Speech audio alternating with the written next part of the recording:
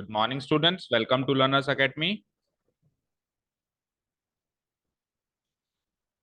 So today's topic is going to be very crucial as well as important. तो अभी तक के determinants के जो टॉपिक्स हमने किए, those were really very easy. ऐसा लगा होगा कि ठीक है, काफी easy सा टॉपिक है, right? But that is not going to be happen today. आज का topic is really very crucial.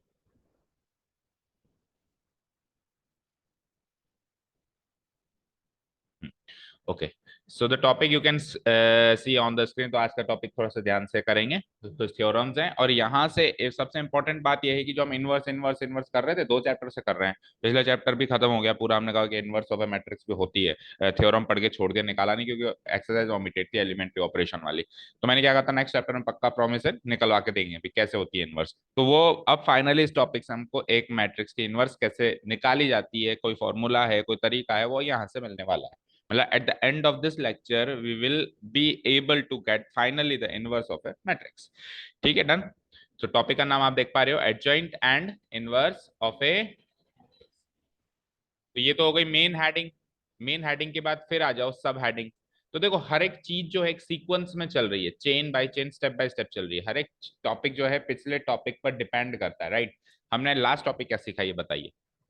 Last topic which we have studied is minors and cofactors, yes और नो? होपफुली प्रियांशु ने रिवाइज कर लिया होगा, क्योंकि वो नहीं आया आता है तो फिर आगे का आज का समझ नहीं आएगा, बिकॉज हर एक चीज पिछले पे डिपेंड करती है। सो माइनर्स एंड को फैक्टर्स हमने सीखा था लास्ट। तो उसमें भी सबसे लास्ट तो यही सीखा है, तो इसको भी हटाओ। लास्ट तो हमने को फैक्टर्स सीखा है। को फैक्टर्स की मदद से हम एडजॉइंट बनाएंगे और एडजॉइंट की मदद से हम इनवर्स बनाएंगे। तो everything is going in chain. कोई भी स्टेप अगर बीच में चूक गए तो अगले स्टेप पे हम पहुंच ही नहीं सकते, राइट? सो को फैक्टर्स बनाने आ गए ना फाइनली। अब को फैक्टर से एडजॉइंट कैसे बनती है उसकी बात करेंगे। ओके, देखो, वन मोर थिंग। अभी तक कितनी एक्सरसाइज हो गई? 3 हो गई। वैसे 4 है, कॉम्पिटेटिव लेके 3 हो गई।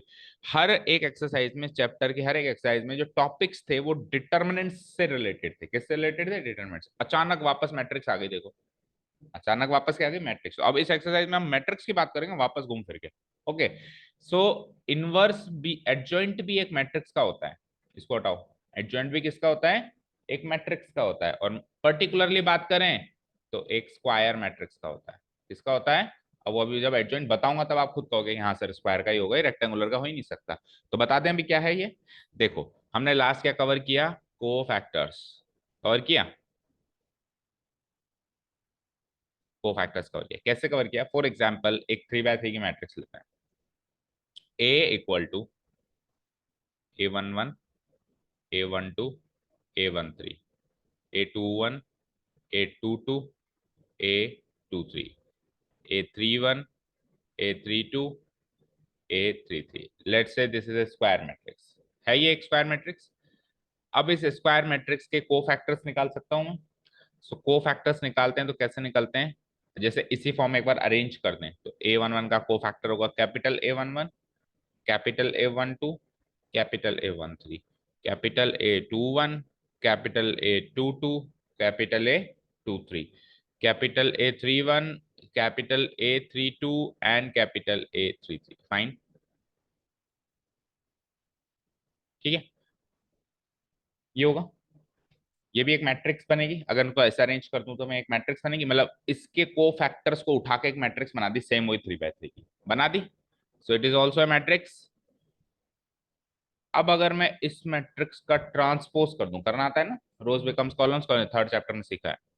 तो ये जो मिलेगा दैट इज एडजॉइंट ऑफ ए। अगर ए मैट्रिक्स ऐसी है तो ए मैट्रिक्स की एडजॉइंट भी एक मैट्रिक्स होगी। क्या लिखा हुआ है? Adjoint of a matrix. A matrix की एडजॉइंट भी एक मैट्रिक्स होगी। वो कैसे मिलेगी?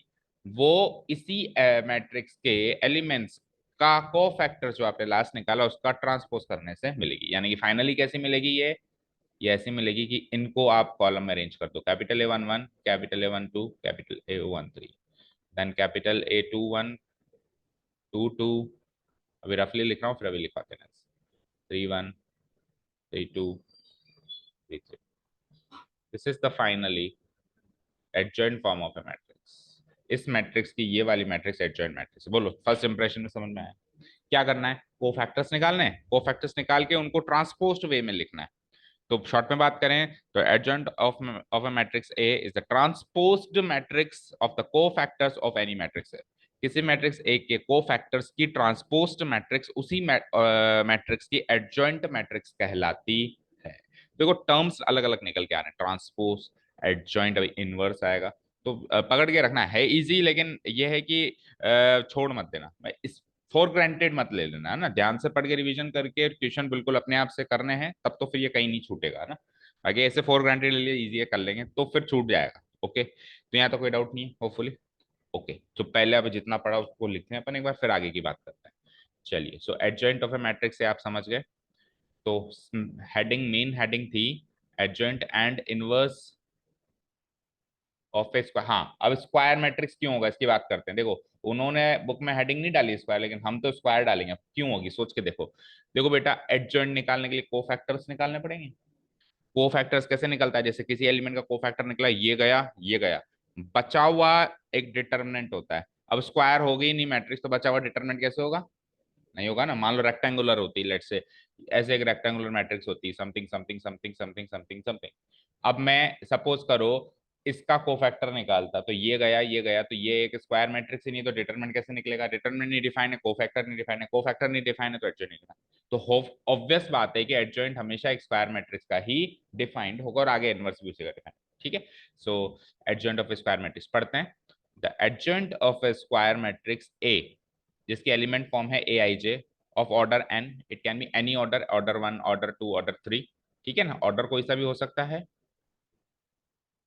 इज ए मैट्रिक्स, वो भी एक मैट्रिक्स है, which is obtained by applying the transpose, transpose apply करना है किस पर, on the cofactors of the elements of the matrix. समझ आया, लिखो इतना।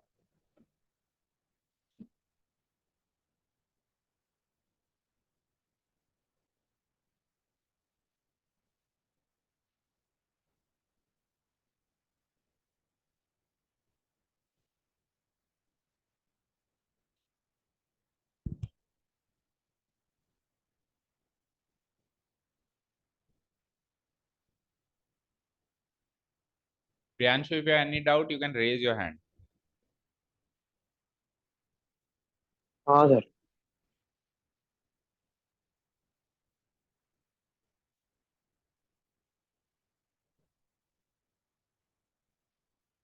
हो गया यहाँ तक।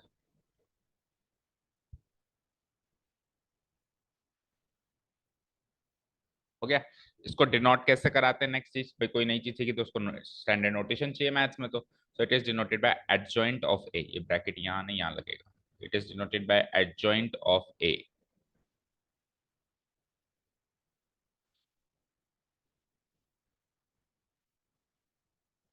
Done, is denoted by adjoint of A. क्या किया, मेन बात क्या थी, मेन बात ये थी कि अप्लाई करना है मुझे ट्रांसपोज, ठीक है। और ट्रांसपोज किसका अप्लाई करना है, किस पर अप्लाई करना है, कोफैक्ट। तो ये दो मेन बातें याद रख लो, ट्रांसपोज अप्लाई करना है, किस पर अप्लाई करना है, कोफैक्टर्स, तो आपको एडजॉइंट ऑफ ए मिल जाएगी, that is it. Okay, so अब मैथमेटिकली लिखे हम इसको, तो adjoint of A equal to capital A I J का ट्रांसपोज कर दिया मैंने।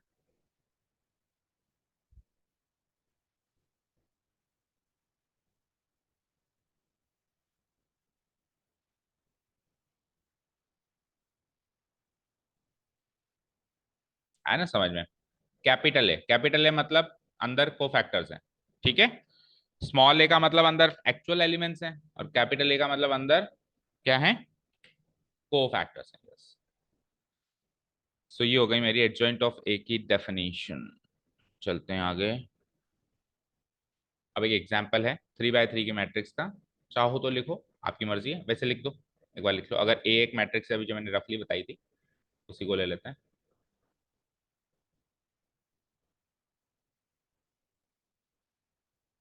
For example, if A is this type of matrix,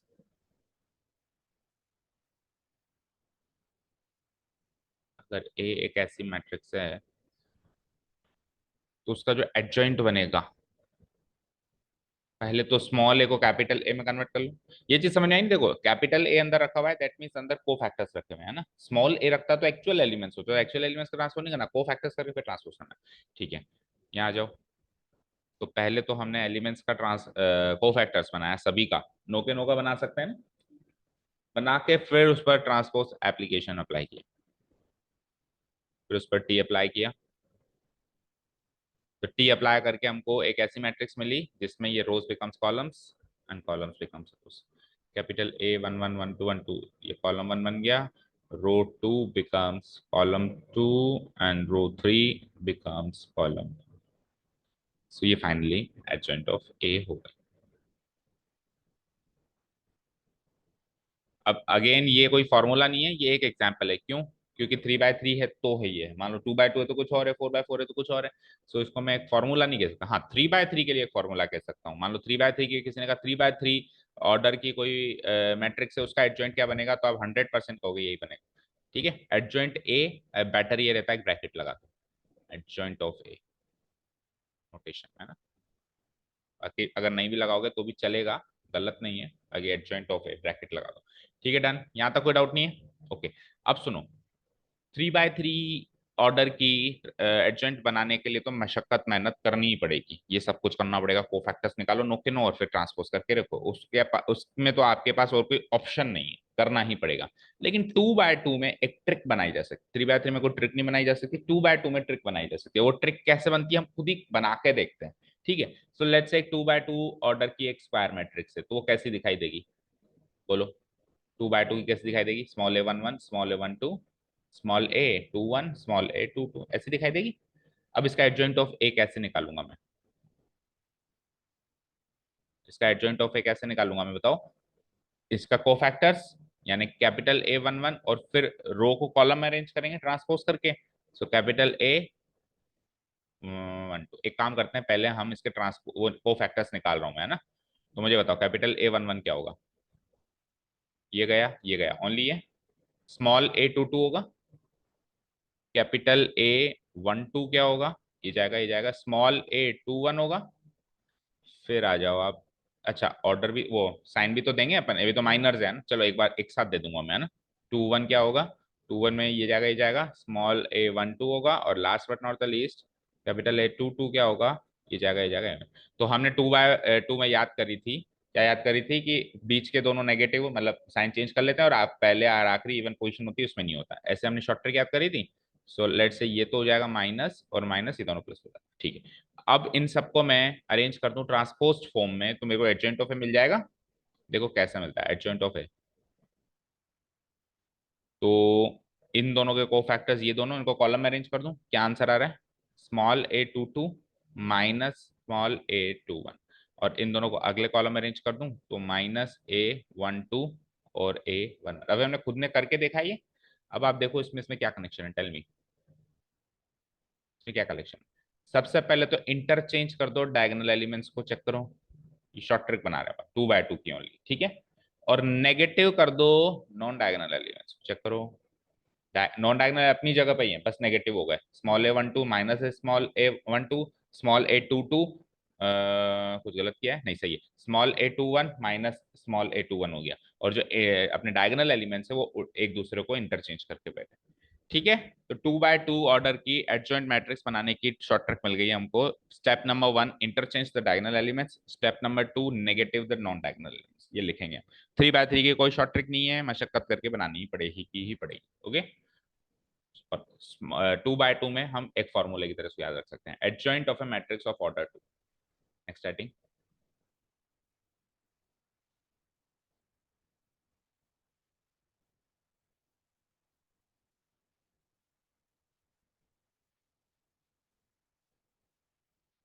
लिखा। अगर मैट्रिक्स ए इस टाइप की दिखती है, तो अभी हमने करके देखा एडजॉइंट ऑफ ए ऐसी दिखेगी। अगर मैट्रिक्स ए ऐसी दिखती है तो एडजॉइंट ऑफ ऐसी दिखेगी, अभी करके भी दिखा है। ऐसी दिखेगी, ये चीज हमने प्रैक्टिकली करके भी दिखाई। ठीक है, that is that is to make the adjoint of a square matrix of order 2 we have arrived at a formula. Formula या टेक्निक कह दो। To make the adjoint of a square matrix of order 2, step number 1, interchange the diagonal elements. Interchange the diagonal elements.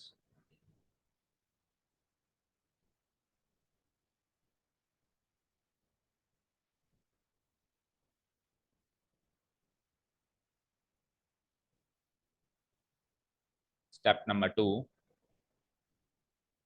negative the non-diagonal elements. Interchange the diagonal elements, negative the non-diagonal. लिख ली दोनों बातें। ये 2 by 2 की trick बन गई। चलें आगे। और वो ऊपर लिख भी दिया एडजॉइंट ऑफ ए कैसी होगी। चलो फाइन, नेक्स्ट देखो। अब यहाँ पे हमारे पास दो थ्योरम्स हैं,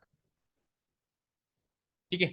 सो पहले थ्योरम नंबर 1, फिर तो वो एडजॉइंट ऑफ मैट्रिक्स ए पर ही डिपेंड है। तो पहले सीखें क्या है, पहले रफली बता दें इसको। देखो ये क्या कहता है कि वैसे तो दो मैट्रिक्सेस का प्रोडक्ट जो होता है वो नॉन कॉम्यूटेटिव होता है, ठीक है। लेकिन अगर ये बी मैट्रिक्स ए मैट्रिक्स की एडजॉइंट मैट्रिक्स है इन केस, तब ये कॉम्यूटेटिव हो जाएगा। तब ये कॉम्यूटेटिव हो जाएगा। That means A into adjoint of A करूं या adjoint of A into A करूं, we will get the same matrix, commutative हो जाएगा इस केस में। वैसा नहीं होता पर इस केस में हो जाएगा। पर ये थ्योरम नहीं है, ये तो एक बात फैक्ट बता रहा है ना, आप करके देख लो हो जाएगा। अब थ्योरम क्या है, थ्योरम ये है कि अगर किसी मैट्रिक्स को उसी के एडजॉइंट से मल्टीप्लाई करा दें, ठीक है ना, ये इसकी एडजॉइंट है, तो कॉम्यूटेटिव फॉर्म में करा सकते हैं क्योंकि होता है कॉम्यूटेटिव है। तो कॉम्यूटेटिव तो होता है सर, आंसर तो सेम मिलेगा, बट आंसर क्या मिलेगा वो है सवाल। तो आंसर हमको एक ऐसी मैट्रिक्स मिलेगी जो कि डिटर्मिनेंट ऑफ ए से आइडेंटिटी मैट्रिक्स को मल्टीप्लाई करके मिलेगी।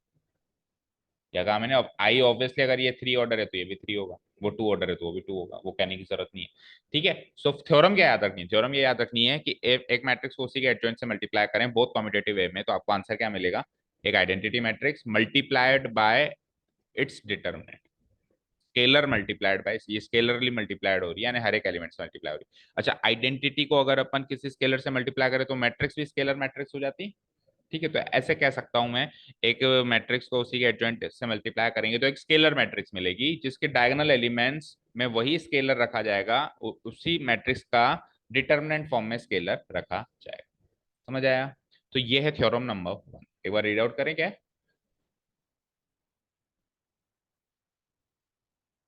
Theorem number 1।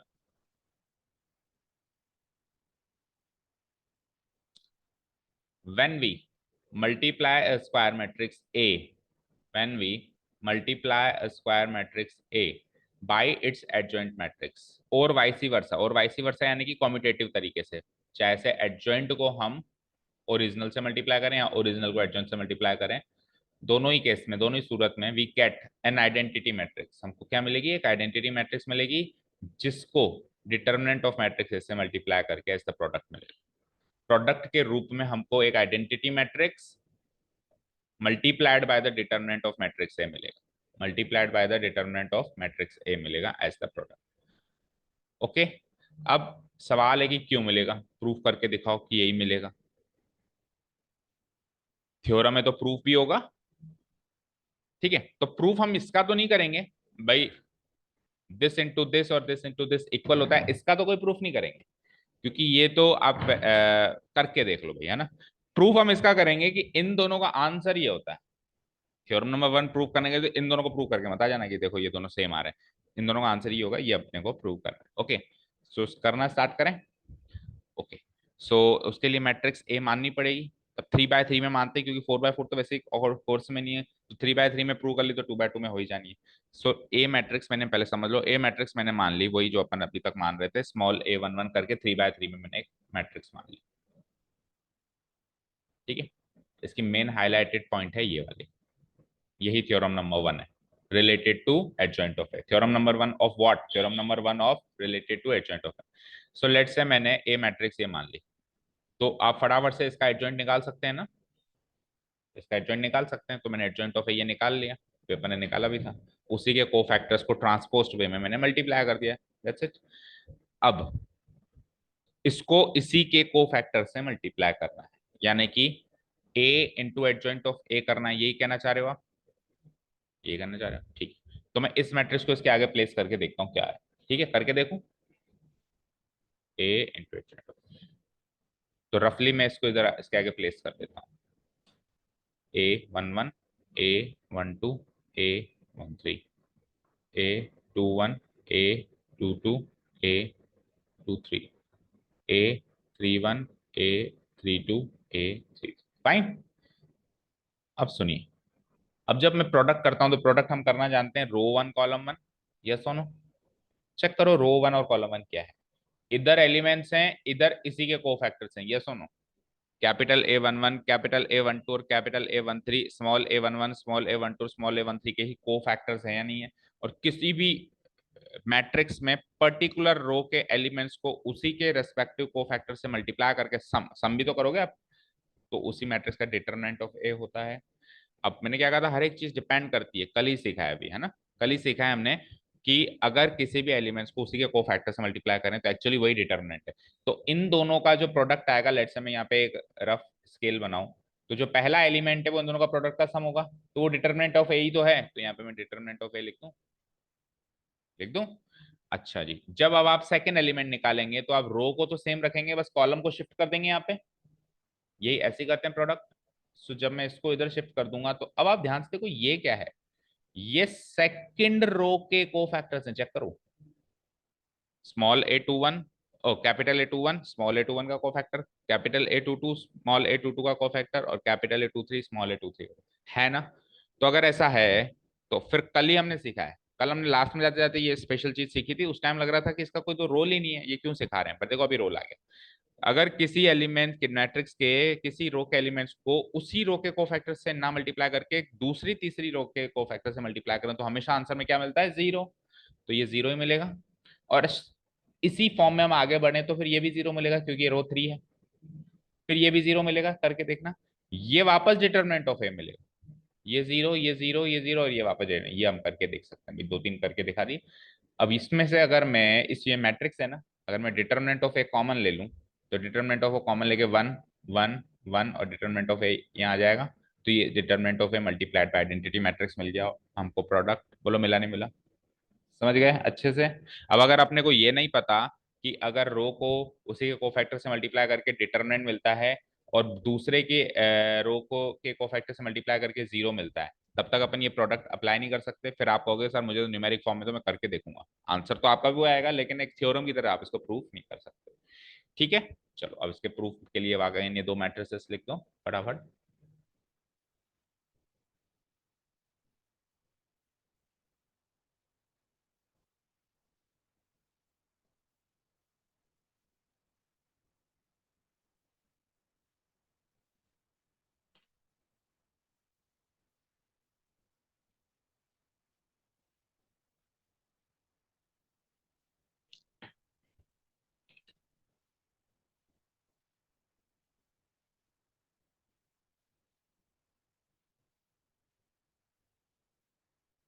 देखिए,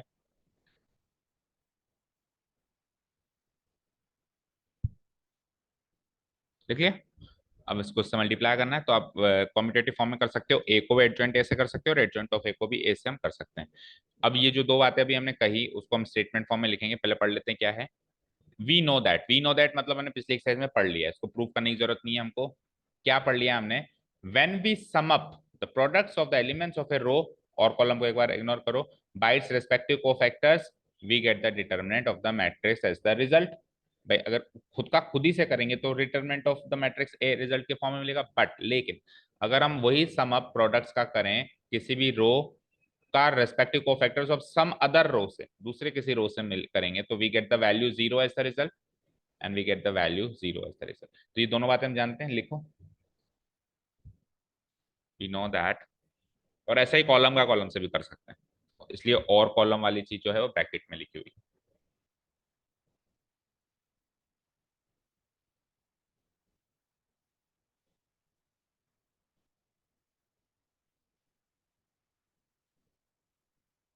यहां से डिटर्मिनेंट ऑफ द मैट्रिक्स मिलेगा एज द रिजल्ट, वहां से जीरो मिलेगा एज द रिजल्ट।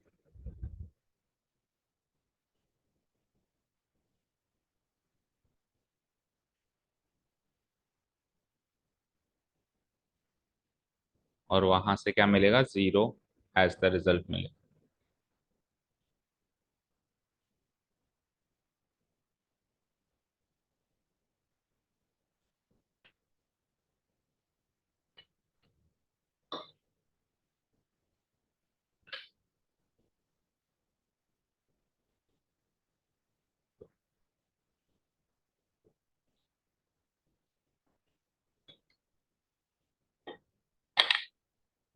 तो अब अपन ए इंटू एडजॉइंट ऑफ ए करने वाले हैं उन दो बातों का इस्तेमाल करके जो हमने ऊपर लिखी। या तो एलिमेंट्स का खुद से हो रहा है या दूसरे से हो रहा है, यही हो रहा है। तो या तो डिटरमिनेंट ऑफ ए आंसर मिलेगा या जीरो आंसर मिलेगा। सो डायगोनल एलिमेंट्स में तो डिटरमिनेंट ऑफ ए आंसर मिलने वाला है, एंड नॉन डायगोनल एलिमेंट्स में हमको हर जगह जीरो आंसर मिलने वाला है।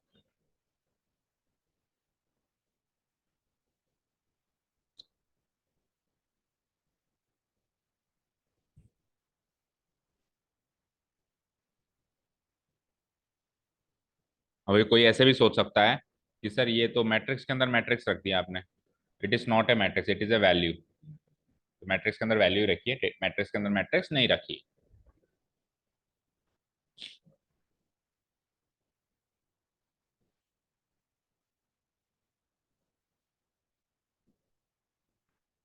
हो गया यहाँ तक नोट डाउन। इसको फर्दर सॉल्व करेंगे तो ईच एंड एवरी एलिमेंट से डिटरमिनेंट ऑफ ए को कॉमन लिया जा सकता है, ले लिया।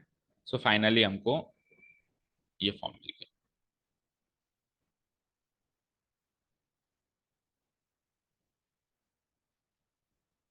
Equal to determinant of A into an identity matrix. ये फाइनली हमको फॉर्म मिल गई, determinant of A into identity. Proof हो गया, हमने एलएचएस से स्टार्ट किया था। देखो स्टार्ट कहाँ से किया था, A into adjoint of A, और खत्म कहाँ किया हमने, at determinant of A into I. तो इस तरीके से हम प्रूव करते हैं। अच्छा सिमिलरली अगर अपन ए इंटू एडजॉइंट ऑफ ए से स्टार्ट करके इस चीज को प्रूव कर सकते हैं, तो अपन एडजॉइंट ऑफ ए इंटू ए से, मतलब इसका कॉम्यूटेटिव तरीके से भी स्टार्ट करके उसी बात को प्रूव कर सकते हैं। तो करना नहीं है, सिमिलरली करके छोड़ देना है। ठीक है, सिमिलरली करके छोड़ देना है। कैसे, similarly it can be proved that adjoint of A into A भी वही होगा। करो, लिखो मतलब।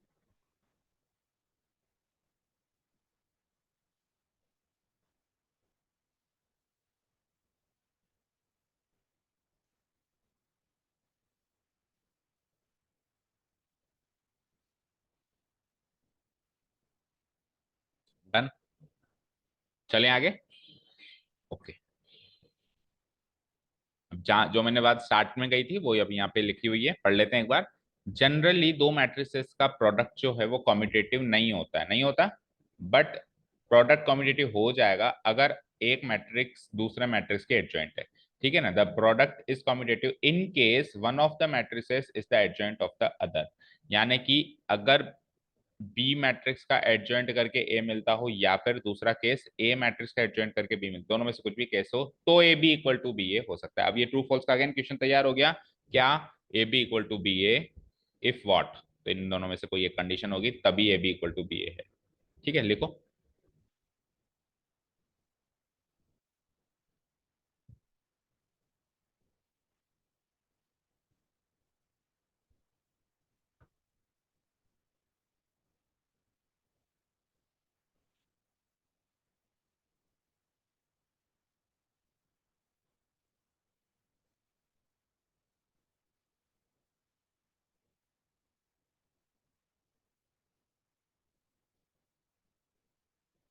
लिख लिया। अगर A equal to adjoint of B है या फिर B equal to adjoint of A, दोनों तो हो नहीं सकते, क्योंकि एडजॉइंट ऑफ ए करना कॉम्यूटेटिव थोड़ा ना होता है। अगर ए मैट्रिक्स का एडजॉइंट करेंगे तो जो फाइनल जो मैट्रिक्स मिलेगी उसका एडजॉइंट करके वापस वो वाली मैट्रिक्स नहीं मिलेगी। तो दोनों में से कोई एक ही केस होगा, दोनों को केसेस तो हो नहीं सकते। समझ आया, दोनों में से कोई एक ही केस होगा, ये चीज समझ में आ गई ना। पर दोनों में से कोई सा भी केस हो, दोनों में से कोई सा भी केस हो, A B equal to B A हो जाएगा, हो जाएगा। इंप्लाइज का मतलब होता है रिजल्ट आना, तो इसका रिजल्ट आएगा ये।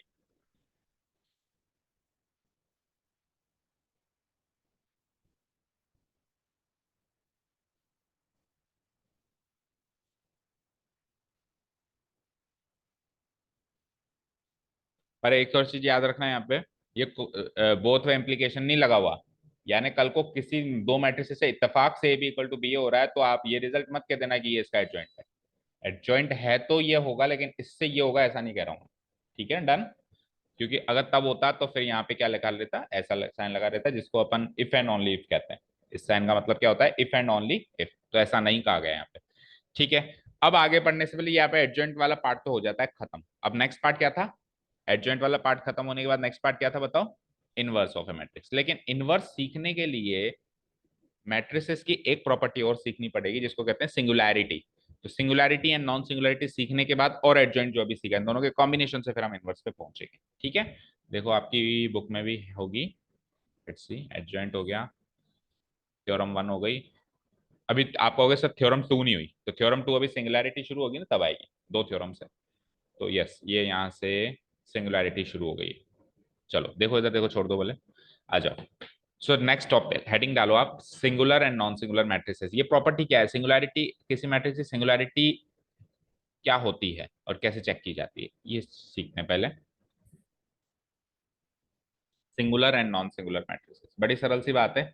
अगर डिटर्मिनेंट जीरो है तो वो सिंगुलर है, डिटर्मिनेंट जीरो नहीं है तो वो नॉन सिंगुलर। समझ आया, इससे ज्यादा कुछ नहीं सीखना। A square matrix A is set to B a singular matrix if determinant of A equal to zero. Otherwise, otherwise अगर वो डिटर्मिनेंट ऑफ ए जीरो नहीं है तो उसको हम क्या कहेंगे कि ये नॉन सिंगुलर है।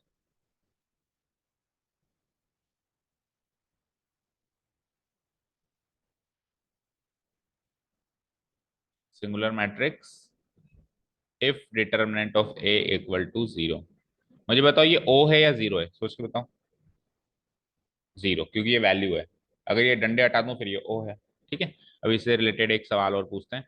Otherwise if determinant of A is not equal to zero, it is said to be a non singular matrix.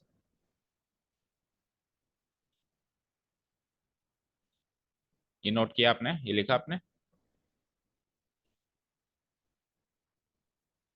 अब सवाल ये है, लिख लिया आपने, कि क्या सिंगुलर मैट्रिसेस, समझ गए ना क्या होती है सिंगुलर मैट्रिसेस, और नल मैट्रिक्स एक ही बात है, सोच के बताना। एक ही बात है, यानी सारी सिंगुलर नल होती है, तो फिर अलग से नाम ही क्यों दिया, कुछ तो फर्क होगा। अगर दो चीजों की डेफिनेशन सेम है तो दो अलग अलग नाम देने की क्या जरूरत। सिंगुलर मैट्रिक्स क्या होती है, फिर से सोचो, जिसका डिटर्मिनेंट जीरो हो। नल मैट्रिक्स क्या होती थी, जिसके सारे एलिमेंट जीरो। तो डिटर्मिनेंट जीरो होना और सारे एलिमेंट जीरो होना में कुछ तो डिफरेंस है। अगर सारे एलिमेंट्स जीरो हैं तो डिटरमिनेंट जीरो आएगा ही आएगा। लेकिन डिटरमिनेंट जीरो है तो सारे एलिमेंट्स जीरो हैं, ऐसी कोई गारंटी नहीं है। हमने सीखा था कि एक नॉन जीरो मैट्रिक्स का डिटरमिनेंट भी जीरो आ सकता है, इसके बारे में हम शायद लिखा भी है पहले एक्सरसाइज में, कि डिटरमिनेंट एक अलग वैल्यू है, वो पूरे उसका रिप्रेजेंटेटिव है। अब वो अगर सारे एलिमेंट जीरो है तो ऑब्वियसली डिटरमिनेंट जीरो है। तो मैं यूं कह सकता हूं क्या कि सारी नल सिंगुलर है, बट सारी सिंगुलर नल नहीं है। दुनिया के सारी नल मैट्रिसेस सिंगुलर तो हैं, क्योंकि सारे एलिमेंट्स ही जीरो हो गए, तो डिटरमिनेंट तो जीरो बनना ही बनना है ना। तो दुनिया के ट्रू फॉल्स का अगेंस्ट क्वेश्चन तैयार हो रहा है कि every null matrix is a singular matrix, you will say yes true, but every singular matrix is a null matrix, it is not true. It can be null और it can be non null. ठीक है, समझ आया, clear है ना। तो null and singular में थोड़ा सा डिफरेंस पकड़ के चलना। सिंगुलर मैट्रिक्स कहती है मुझे डिटरमिनेंट से लेना है, अंदर के एलिमेंट से लेना देना नहीं है, जीरो रखो, सारे रखो, मत रखो, कुछ मत रखो। नल मैट्रिक्स क्या कहती है, मुझे सारे एलिमेंट जीरो वाली प्रॉपर्टी पसंद है, उसका डिटरमिनेंट क्या होगा उससे मुझे कोई लेना देना, हालांकि उसका डिटरमिनेंट भी जीरो होगा, बट मुझे उससे लेना देना नहीं। ओके, चलें आगे, चलें। चलो, तो singular and non singular matrix हमने पढ़ लिया है। अब यहां पर एक छोटी सी बात, और काफी कॉमन सेंस वाली बात है, बट लिखना जरूरी है, क्या है पढ़ लेते हैं।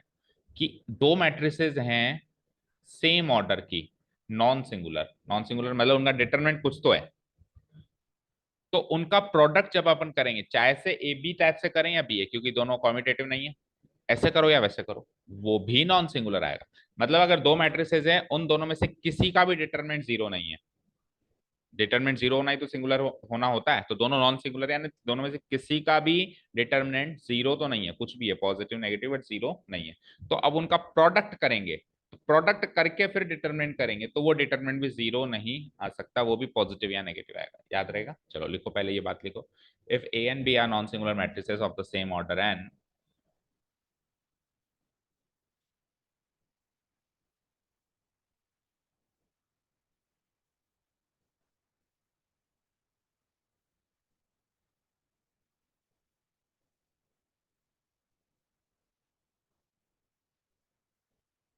ए और बी दोनों ही नॉन सिंगुलर हैं, दोनों ही नॉन सिंगुलैरिटी प्रॉपर्टी फॉलो करती हैं किसी भी ऑर्डर, ऑर्डर एन मतलब order two, order three, order four, any order, then the product of this matrix, जो प्रोडक्ट मैट्रिक्स बनेगी, प्रोडक्ट मैट्रिक्स या तो ए बी की फॉर्म में बनेगी और बी ए, दोनों अलग अलग बनेगी, तो आपकी मर्जी हो जो भी बनाओ, वो भी नॉन सिंगुलर मैट्रिक्स बनेगी सेम ऑर्डर। ऑब्वियस बात है, ऑर्डर तो सेम ही बनेगा। ठीक है, तो लिख ली इस बात को, अपन ने इस नोट को लिख लिया, इट इज ए नोट। ठीक है, अब सेकंड नोट सुनो, ये फर्स्ट नोट, अभी थ्योरम नंबर 2 नहीं आई है, याद रखना है ना, ये फर्स्ट नोट सुन लिया। सेकंड नोट सुनो, सेकंड नोट क्या कहता है कि अगर मैं दो मैट्रिक्स, ये इंपॉर्टेंट नोट है, हालांकि इंपॉर्टेंट तो खैर सारे ही हैं, बट अभी तक वो जैसे ये वाला नोट काफी कैजुअल था, अभी ये थोड़ा सा रिलेट करेगा टॉपिक को जब अपन इनवर्स निकालेंगे। देखो, अगर हम दो मैट्रिक्स का अलग अलग डिटरमिनेंट करके उनका प्रोडक्ट कर दें, या फिर प्रोडक्ट करके डिटरमिनेंट कर दें, you will get the same value. समझा? ए और बी दो मैट्रिसेस हैं, उनका मैंने क्या करा, डिटरमिनेंट किया और फिर प्रोडक्ट किया, और दूसरे केस में मैंने क्या किया, पहले ही प्रोडक्ट कर दिया, ए बी कर दिया और फिर डिटरमिनेट किया, तो हमको क्या मिलेगा, सेम वैल्यू मिलेगी। अच्छा, एक चीज और शायद हमने कहीं डिस्कस नहीं की इसको, इस नोट में उस चीज का थोड़ा सा इंप्लीकेशन है, A B is not equal to B है, ये मुझे पता है।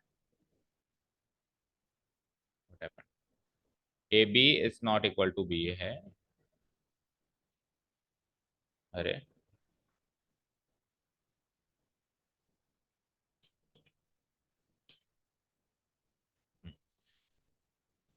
A B is not equal to B A, ये तो मुझे पता है, सबको पता है,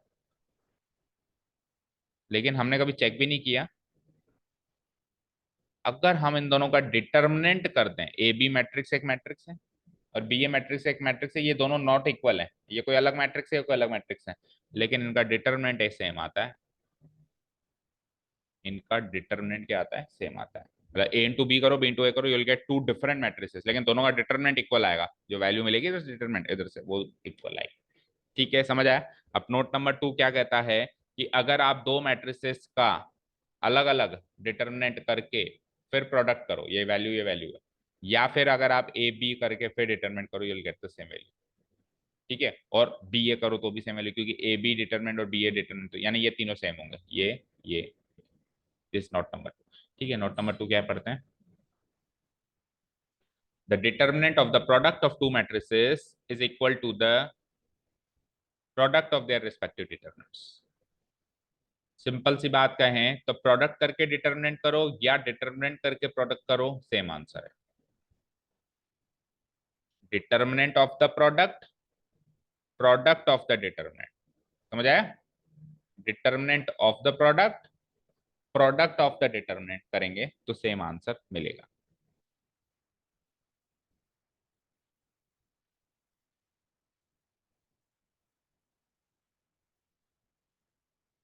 determinant of the product is equal to the product of their respective determinants. हो गया नोट डाउन? मैथमेटिकली इस बात समझ में आ गई?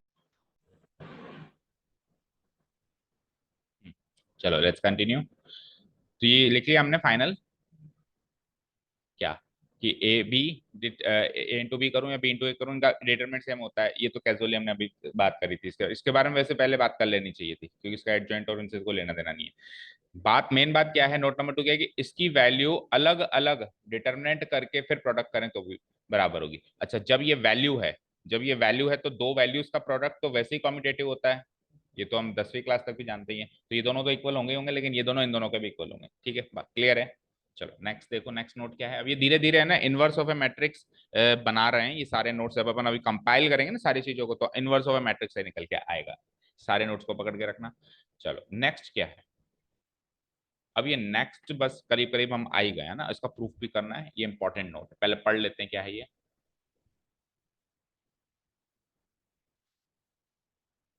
ये क्या कह रहा है कि किसी मैट्रिक्स ए का एडजॉइंट बना लो तो भी एक मैट्रिक्स बनती है, कोफैक्टर्स का ट्रांसपोज मैट्रिक्स होती है। उस मैट्रिक्स का अब मैं क्या कर रहा हूँ साहब, डिटरमिनेंट निकाल रहा हूँ। ठीक है, चलो क्या सिंपल वे में समझाते हैं। लेट्स से कि मेरे पास एक मैट्रिक्स है ए, तो इसका क्या मैं डिटरमिनेंट निकाल सकता हूँ? निकाल सकता हूँ। अच्छा, इस मैट्रिक्स का मैं एडजॉइंट मैट्रिक्स भी बना सकता हूँ। उस एडजॉइंट मैट्रिक्स का भी डिटरमिनेंट निकाला जा सकता है। Tell me. अब इस डिटरमिनेंट में और इस डिटरमिनेंट में क्या कनेक्शन है कि ये वाला डिटरमिनेंट उस वाली डिटरमिनेंट की पावर n-1 होगी, जहां पे n ऑर्डर होता है। ठीक है, ये कनेक्शन। ठीक है, इसको प्रूफ भी करके दिखाना है कि ऐसा क्यों होता है। ठीक है, तो पहले लिख लें एक बार, पढ़ लें नोट क्या कहता है।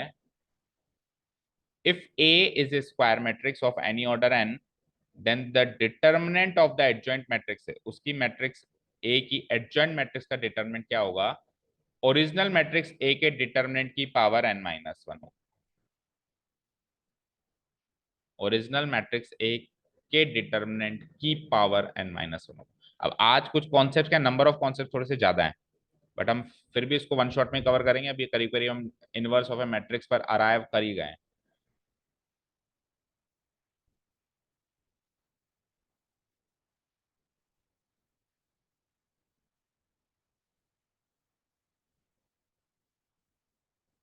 Then the determinant of the adjoint matrix A,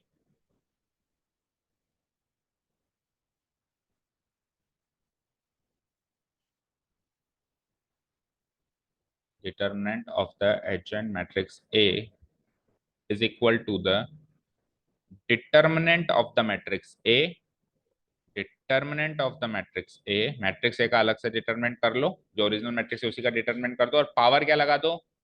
n-1। जो ऑर्डर है उसमें से एक पावर कम हो जाएगी। दैट मीन्स ये वाला स्टेटमेंट निकल के आएगा। इसको अभी अपन साबित करेंगे ऐसा क्यों होगा। इसका प्रूफ आपके बुक में भी है और एग्जामिनेशन पॉइंट ऑफ व्यू से भी इंपॉर्टेंट। ज्यादा नहीं आएगा, 2 नंबर का ही, बट फिर भी इंपॉर्टेंट। ये लिख लिया यहाँ तक आपने, तो प्रूफ की तरफ चले हम।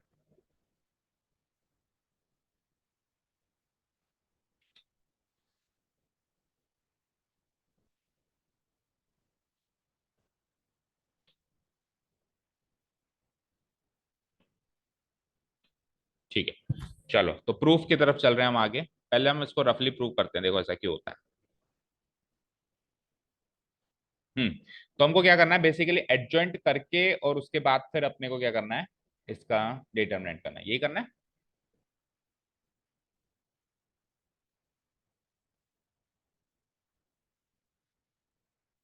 मुझे एक चीज बताओ, किसी भी मैट्रिक्स को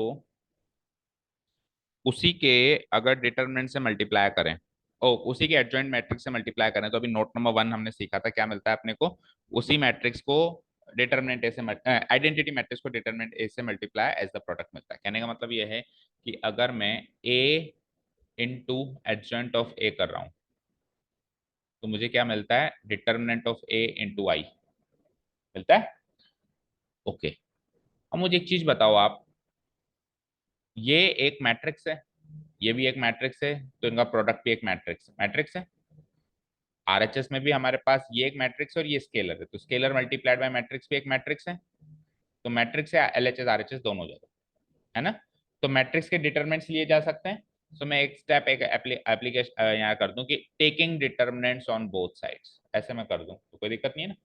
तो जब मैं इधर डिटरमिनेंट लूंगा तो अभी अभी हमने सीखा है कि दो मैट्रिसेस के प्रोडक्ट करके डिटरमिनेट करूं या अलग अलग डिटरमिनेट करके प्रोडक्ट करूं, एक ही बात है। तो मैं यहाँ क्या करता हूँ, ए का अलग से डिटरमिनेंट ले लेता हूँ और एडजॉइंट ऑफ ए का अलग से ले लेता हूँ, कोई दिक्कत नहीं है।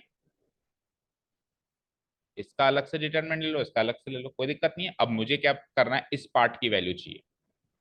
इस थ्योरम में मुझे इस पार्ट की तो वैल्यू चाहिए, अब मैं इसको उधर पहुंचाऊंगा। अच्छा, आरएचएस में क्या है सोच के देखना, बताओ। आइडेंटिटी को स्केलर से मल्टीप्लाई करके डिटरमिनेंट कर रहा हूं, तो आंसर में क्या आएगा, सोच के बताओ। क्या? Yes, very good. हमने ये शायद पहली एक्सरसाइज में सीखा था ना, के की फॉर्म में सीखा था हमने वहां पे, कि अगर किसी स्केलर को किसी मैट्रिक्स से मल्टीप्लाई करके डिटरमिनेंट करें तो क्या आएगा, उस मैट्रिक्स का डिटरमिनेंट मल्टीप्लाइड बाय वो जो स्केलर है उसकी पावर के, वहां के की फॉर्म में थी, अभी एन है। ये सुनो, यही आएगा। क्योंकि क्या होगा कि जब अपन मैट्रिक्स मल्टीप्लीकेशन करते हैं तो ये ए हर एक से मल्टीप्लाई हो रहा है, हर एक एलिमेंट से मल्टीप्लाई हो रहा है। लेकिन जब अपन डिटर्मिनेंट में से कॉमन निकालते हैं तो हर एक रो से अलग अलग कॉमन निकलता है। तो तीन रो से तीन बार कॉमन निकलेगा, दो रो से दो बार कॉमन निकलेगा, तो जितना ऑर्डर है उतनी बार कॉमन निकलेगा वह। अब डिटर्मिनेंट ऑफ आई तो वन होता है, ये तो कहने की जरूरत नहीं है, तो वन इंटू दिस वैल्यू यही मिलेगा। अच्छा, अब मुझे बताओ, ये एक वैल्यू है, ये भी एक वैल्यू है, ये भी एक वैल्यू है, ये तो इंटू वन करके तो वन आई गया ना, इक्वल टू ये तो डिटर्मिनेंट ऑफ ए की पावर एन आई गया भाई, इंटू वन करके। अब ये भी एक वैल्यू है, ये भी एक वैल्यू है, और ये भी। तो वैल्यू में तो अपन इक्वेशन में इधर से उधर लेके जा सकते हैं, चलो मैट्रिक्स नहीं लेके जा सकते, तो इसको हटा के मैं इसके नीचे लगा सकता हूँ डिवाइड। तो एन में से एक पावर गई तो क्या आया, डिटर्मिनेंट ऑफ ए की पावर एन माइनस ए। ठीक है, समझ आया? ओके। चलो अब इसको थोड़ा सा अच्छे से प्रूव करते हैं, थोड़ा रफली था, ध्यान छू गायब हो गया। चलो एनीवेज आ जाओ। Proof is let A B a square matrix of order three. हमने जानबूझ के ऑर्डर थ्री से स्टार्ट किया है, क्योंकि ऑर्डर फोर कोर्स में नहीं है, और थ्री में प्रूव कर देंगे तो टू में तो वैसे ही कर देंगे।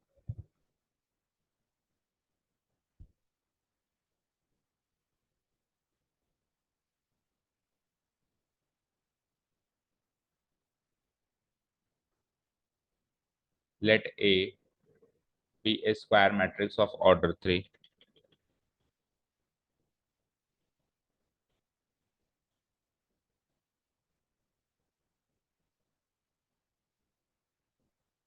तो ये हमको पता है, क्या पता है, कि एक मैट्रिक्स को उसी के एडजॉइंट से मल्टीप्लाई करेंगे तो उसी का डिटरमिनेंट मल्टीप्लाइड बाय आई मिलेगा। तो इस बार हमने क्या करा, आई को भी एक्सपैंड कर दिया। मतलब जो हमने वो प्रॉपर्टी यूज करी कि के की पावर बाहर आ जाती है, ए की डिटरमिनेंट ऑफ ए की एक इंटू के की पावर बाहर आ जाती है, वो अब करके दिखाएंगे, डायरेक्टली नहीं लिखेंगे, करके दिखाएंगे। तो इसलिए उस पर्पज से हमने आई को भी एक्सपैंड कर दिया, और इसको इससे मल्टीप्लाई करेंगे तो डायगोनल एलिमेंट्स में तो डिटरमिनेंट ऑफ ए आ जाएगा। डायगोनल एलिमेंट्स में तो क्या आ जाएगा, डिटरमिनेंट ऑफ ए, और बाकी जीरो जीरो, यानी स्केलर मैट्रिक्स बन गई है। अब स्टेप क्या लिखेंगे, taking determinants on both sides, this is step.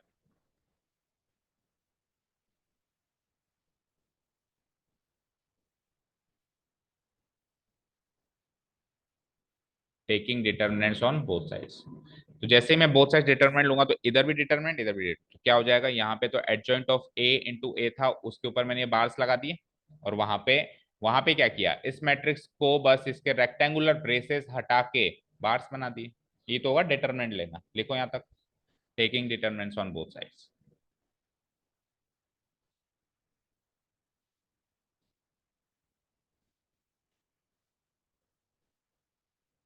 यहाँ तो एडजॉइंट ऑफ ए इंटू ए के ऊपर बार लगा दिया, और यहाँ पे उस मैट्रिक्स के रेक्टेंगुलर ब्रेसेस हटा के मैंने बार्स लगा दी, यही हो गया डिटरमिनेंट लेना।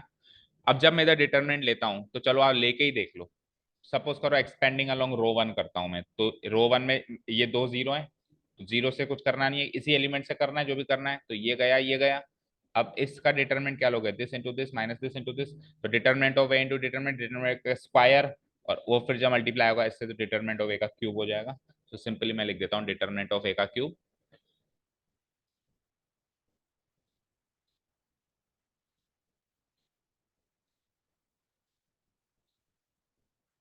और उधर क्या किया मैंने, उधर मैंने अभी ऊपर वाली प्रॉपर्टी यूज कर ली, कि दो मैट्रिसेस का प्रोडक्ट का डिटरमिनेंट करूं या डिटरमिनेंट लेके अलग अलग प्रोडक्ट करूं, सेम आंसर आता है, आता है। उस प्रॉपर्टी को इस्तेमाल कर लिया, अलग अलग खोल दिया, मतलब adjoint of A adjoint of A into A, adjoint of A का डिटर्मिनेंट इंटू ए का डिटर्मिनेंट, ये खोल दिया मैंने। अब मुझे क्या चाहिए, मुझे इस पार्ट की तो चाहिए वैल्यू, और हर जगह वैल्यू, ये वैल्यू, ये वैल्यू, ये वैल्यू, हर जगह वैल्यू वैल्यू है।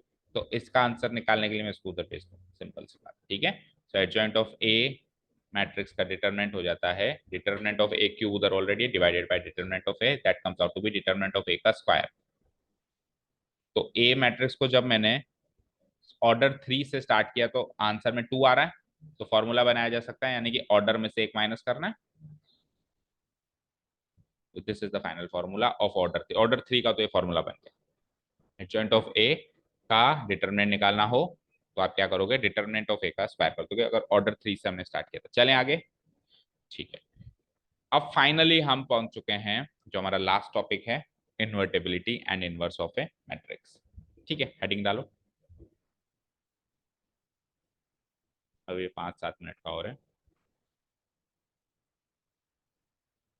ये सारे टॉपिक एक ही दिन में कवर करने बहुत जरूरी है। क्यों? क्योंकि स्टेप बाय स्टेप चल रहा है सब। अगर एक भी मिस, कभी मान लो मैं इसको यहाँ पे रोक दूं और कल स्टार्ट करेंगे, पता है सारे फिर से रिवाइज करने पड़ेंगे, क्योंकि अभी तो फ्लो, रिवाइज तो खैर हमेशा ही करने पड़ेंगे, बट अभी तो एक फ्लो बना हुआ है ना, वो फ्लो मौसम बनाते हैं ना, वो मौसम टूट जाएगा। चलो जी, invertibility and inverse of a matrix की बात करते हैं।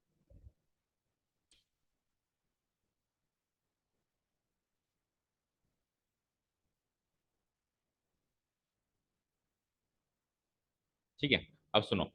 इन्वर्टिबिलिटी and inverse of a matrix की बात हमने तीसरे चैप्टर में भी करी थी, बस करके रह गए थे, याद है? तो उधर तो हमने क्या सीखा था कि एक मैट्रिक्स इन्वर्टिबल कब होता है, जब दुनिया में एक दूसरी मैट्रिक्स बी मौजूद है ताकि उन दोनों का प्रोडक्ट आई बनाता हो कॉम्यूटेटिव फॉर्म में, तो वो इन्वर्टिबल है, और जो वो दूसरी मैट्रिक्स है वो इसका इनवर्स है। ये बात आज भी सच है, लेकिन अब अपन इसको दूसरे तरीके से देखेंगे इस बार इन्वर्टिबिलिटी। वहां पे हमने ये बात बस लिख के और उसके बाद, लेकिन अब उस पर मनन नहीं किया, मतलब क्वेश्चंस नहीं करके देखे, क्योंकि एलिमेंट्री ऑपरेशंस कट गया था। अब यहाँ पे हमने जो टॉपिक सीखे उसकी मदद से अपन इनवर्स भी निकालेंगे।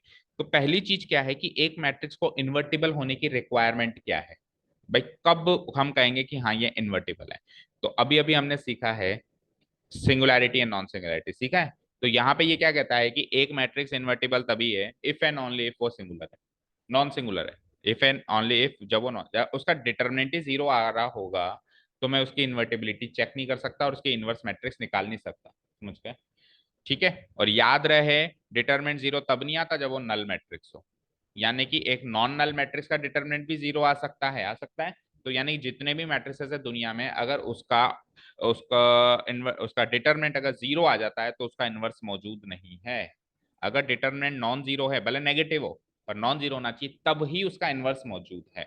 और तो और यहाँ पे इफ एंड ओनली इफ और लिखा हुआ है, इसका मतलब क्या हुआ कि अगर इन्वर्टिबल है तो नॉन सिंगुलर होना तय है, और नॉन सिंगुलर है तो इन्वर्टिबल होना भी तय है। ये दो बातें हम यहाँ पे साबित करेंगे, और साबित करने के प्रोसेस के अंदर ही हमको इनवर्स मिलेगा। ठीक है, यहां तक लिखा।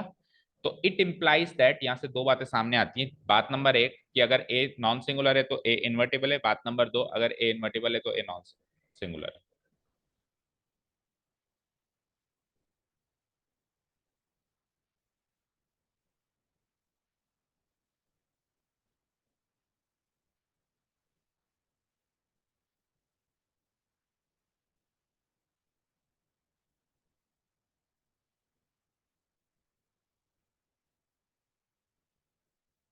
क्योंकि इफ एंड ओनली इफ लिखा हुआ है ना वहां पे, तो इफ एंड ओनली इफ में हमने क्या सीखा, डबल वे इम्प्लीकेशन लगता है।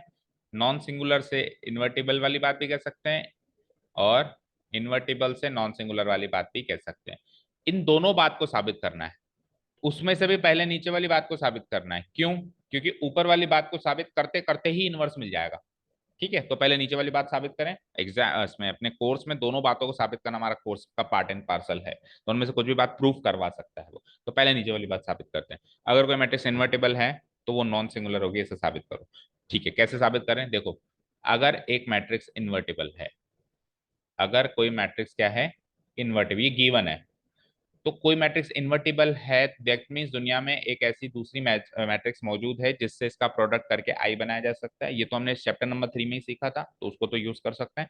दैट मींस ए के साथ दुनिया में ऐसी कोई मैट्रिक्स बी मौजूद है जिसका प्रोडक्ट करके आई बनाया जा सकता है। इन्वर्टिबल होने का मतलब यही होता है क्या? अब आप ले लो taking determinants on both sides. तो जैसे मैं taking determinants on both sides लूंगा तो लाइक दिस ऐसे करना पड़ेगा। अब इधर तो अलग अलग कर दूं। और उधर डिटरमिनेंट आई वन होता है, सब जानते हैं। अब दो वैल्यूज का प्रोडक्ट वन है तो दोनों में से कोई भी जीरो हो सकती है। अब डिटरमिनेंट ऑफ ए जीरो हो ही नहीं सकता, तो वो नॉन सिंगुलर हो गई। साबित हो गया कि अगर कोई मैट्रिक्स इन्वर्टिबल है तो उसका डिटरमिनेंट कभी जीरो नहीं हो सकता। आप ऐसे मत याद रखो कि अगर कोई मैट्रिक्स इन्वर्टिबल है तो वो नॉन सिंगुलर होगी। ये तो एक थ्योरम की तरह लग रहा है। सरल भाषा में याद रखो, अगर एक मैट्रिक्स इन्वर्टिबल है तो उसका डिटरमिनेंट जीरो नहीं हो सकता है। ये है सरल भाषा याद। उसका determinant can not be equal to zero. So इस बात को हम साबित कर देते हैं। सेकंड वाली पार्ट को हम पहले साबित करेंगे। A is invertible implies A is non singular.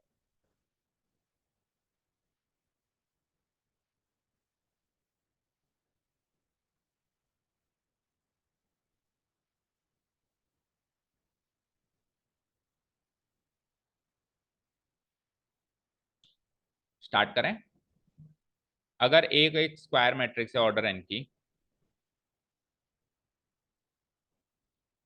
और ए का इन्वर्टिबल होना गिवन है, ए का इन्वर्टिबल होना गिवन है, तो मैट्रिक्स चैप्टर के हिसाब से अगर सोचा जाए तो दूसरी मैट्रिक्स भी मौजूद है, ताकि वो भी सेम ऑर्डर की, ताकि ए बी और बी ए कम्यूटेटिव फॉर्म में आई बनाते हैं।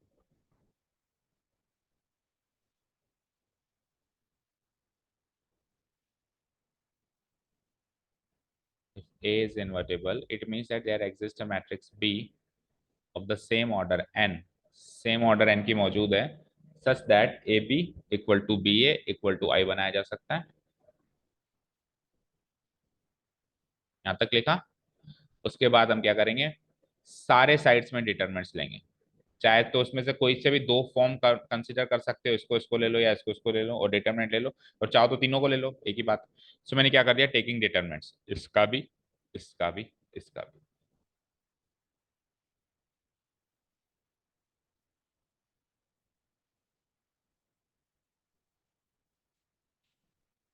ले लिया। Taking determinants. So while taking determinants we see that कि डिटरमिनेंट ऑफ ए बी क्या होगा, determinant of A into determinant of B. Determinant of B A क्या होगा, determinant of B A into determinant of A, और determinant of I one होता है। ये काफी पहले से हम जान चुके हैं। टेकिंग डिटरमिनेंट्स, ठीक है। तो यहाँ पे हमने वही प्रॉपर्टी से खोल दिया इसको, कि अलग डिटरमिनेंट करके अगर हम डिटरमिनेंट करके प्रोडक्ट करके डिटरमिनेंट करेंगे, डिटरमिनेंट करके प्रोडक्ट करें, एक ही बात है, तो इसको इस तरीके से खोल लिया, ऐसे ऐसे, और ये तो वन होता ही, ठीक है। अब इस प्रॉपर्टी से मैथमेटिकल नॉलेज के हिसाब से हम कह सकते हैं कि दो संख्याओं का अगर प्रोडक्ट वन है तो दोनों में से कोई भी जीरो नहीं हो सकती, ये भी जीरो नहीं हो सकती, ये भी जीरो नहीं हो सकती। चलो वो जीरो है या नहीं है, इस ये तो मुद्दा ही नहीं है, क्योंकि तो किसी दूसरे मैट्रिक्स बी की बात हो रही है। मुद्दा ये है कि ये जीरो है या नहीं, तो ये जीरो नहीं है ना, ये जीरो नहीं है तो ये नॉन सिंगुलर। इवन बी भी नॉन सिंगुलर होगी, तो इंप्लाय दोनों का ही हो गया, रिजल्ट दोनों के लिए निकल रहा है कि ए और बी दोनों के दोनों क्या है, नॉन सिंगुलर मैट्रिसेस हैं। क्योंकि ए इन्वर्टिबल है तो दुनिया में दूसरी मैट्रिक्स बी मौजूद है, तो वो दूसरी मैट्रिक्स बी भी तो नॉन इन्वर्टिबल है, तो फिर वो भी तो नॉन सिंगुलर होगी। तो दोनों के दोनों क्या हो जाएंगी, नॉन सिंगुलर मैट्रिसेस हो जाएंगी। ठीक है, यहाँ तक कोई डाउट नहीं है ना। ओके, अब सेकेंड पार्ट, नोट क्या लिखा हुआ है पढ़ते हैं। अगर ए बी का इनवर्स है तो बी भी ए का इनवर्स है, सिंपल सी बात है, लिख लो। क्योंकि हम धीरे धीरे मैट इनवर्स निकालने की ओर बढ़ रहे हैं ना, तो ये इनवर्स से रिलेटेड सारी बातें रिवाइज कर लें एक बार। A is the inverse of B and B is the inverse of A.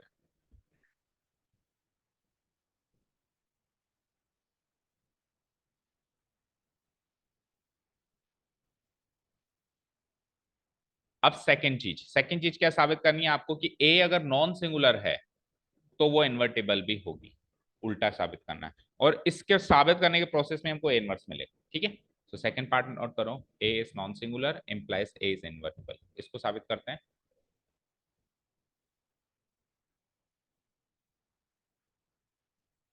A is invertible.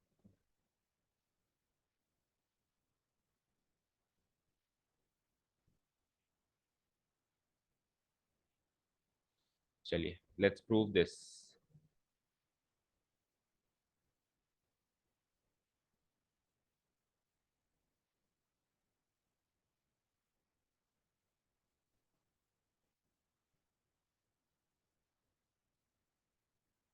करें इसको प्रूफ, रेडी।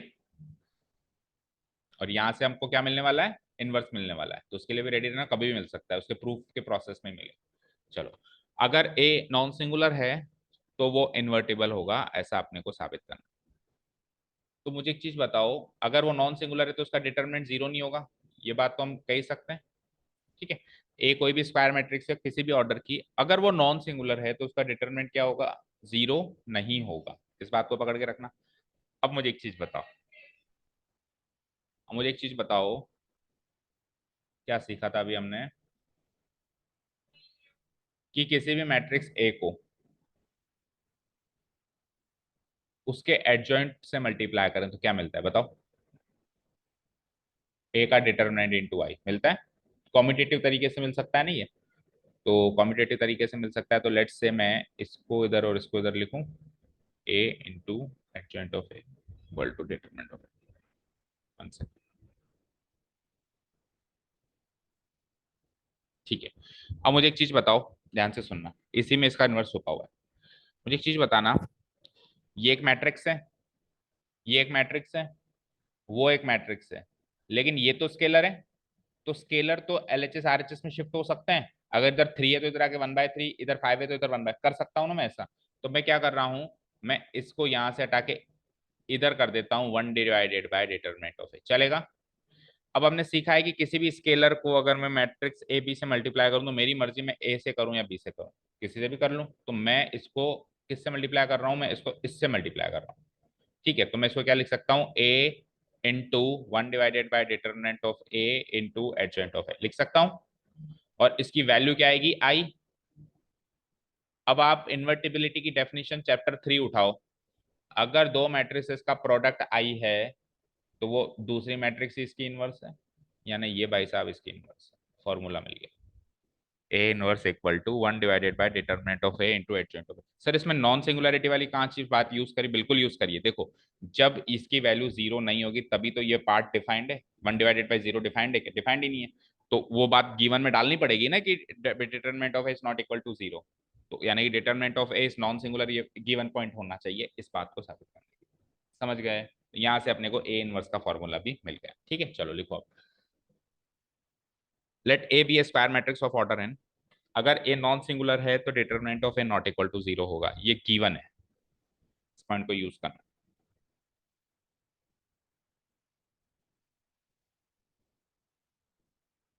हाँ जी, टाइम हो गया क्या? अच्छा,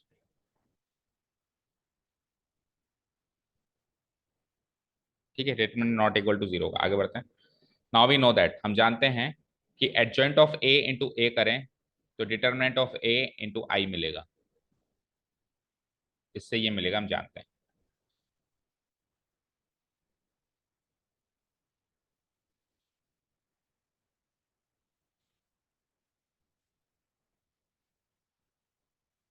तो इसमें से मैं डिटरमिनेंट ऑफ ए को इधर शिफ्ट कर रहा हूँ, divided by determinant of A हो जाएगी ये वैल्यू, मतलब ऊपर मैट्रिक्स है, आप समझो, आपको लग रहा होगा सर मैट्रिक्स को कैसे डिवाइड करें, ऐसे मान लो कि स्केलरली मल्टीप्लाई मल्टीप्लाई डिवाइड तो हो ही सकती है ना, मतलब हर एक एलिमेंट को, इस मैट्रिक्स के हर एक एलिमेंट को डिटरमिनेंट ऑफ ए से डिवाइड करना है, समझ गए।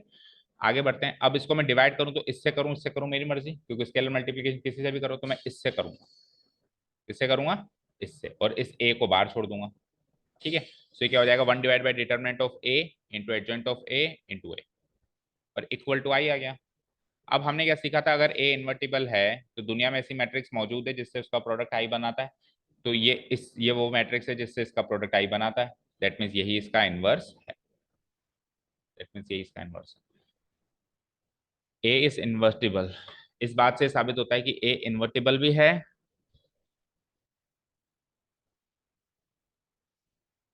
और इनवर्स ऑफ ए क्या है, यही है जो सामने लिखा हुआ है, inverse of A equal to this, done. और यहाँ पे ऑब्वियस बात है कि ये वैल्यू जीरो नहीं हो सकती, नहीं हो सकती, और ये बात हमने पहले गिवन पॉइंट में डाली है, मतलब ये तभी डिफाइंड है जब ये जीरो नहीं है, तो ये जीरो नहीं है तो ये डिफाइंड है, दैट मीन्स ए अगर नॉन सिंगुलर है तो ए इन्वर्टिबल होना डिफाइन हो गया, और इन्वर्टिबल होना डिफाइन होने के साथ साथ उसका इनवर्स भी मिल गया, ठीक है, डन, क्लियर सारी बातें। सो फाइनली मेरे पास ए इनवर्स का फॉर्मूला है, and A inverse equal two is the final formula. ये 2 चैप्टर्स के बाद अब जाके मिला इसका फॉर्मूला। अभी तक केवल बातचीत कर रहे थे इसकी कि ए इनवर्स भी कोई मैट्रिक्स होती है। अभी फाइनली हमारे पास फॉर्मूला।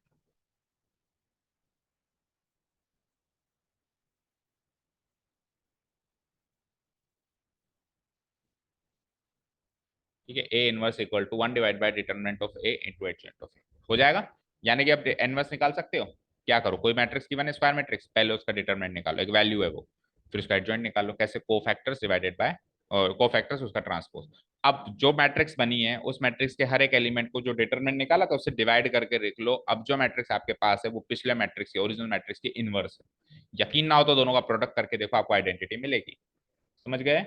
ओके, जाते जाते ये 2 नोट्स हमने पहले भी लिखे हुए हैं जब अपन ने चैप्टर नंबर 3 सीखा था। एक बार फिर से लिख लो कि ए इंटू बी का होल इनवर्स करें तो वो B inverse into A inverse होगा।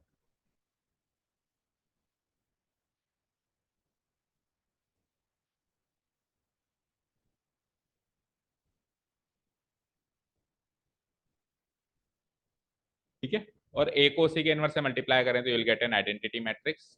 कॉम्यूटेटिव तरीके से भी कर सकते हैं, इधर से इधर, इधर से। ये पहले भी सीखी थी बात है मैट्रिक्स चैप्टर में, अभी रिवाइज करें। सो that is it.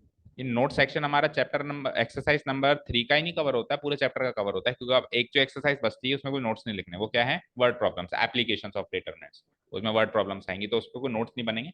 Notes part आपका इस चैप्टर का पूरा हो चुका है। मानते हैं एक्सरसाइज के थोड़े ज्यादा थे, थोड़े हल्के से क्रूशल भी थे, but everything was in a flow. अगर एक बार में नहीं सीखेंगे तो फिर बार बार में सीख भी नहीं पाते। बहुत जरूरी है कि इस पूरे लेक्चर का रिकॉर्डेड वीडियो है, सारा रिकॉर्ड किया अपन ने, घर जाके दोबारा से रिवीजन करना। ठीक है, एक बार पूरे वीडियो को फिर से सुननी पड़ेगी, क्या क्या बातचीत आज हुई, तब जाके बिल्कुल कंठस्थ माइंड में बैठ जाएगी। Okay, so that is it. कल से हम एक्सरसाइज शुरू करेंगे इसकी। Thank you so much for listening to us. Have a nice day, keep learning. Bye.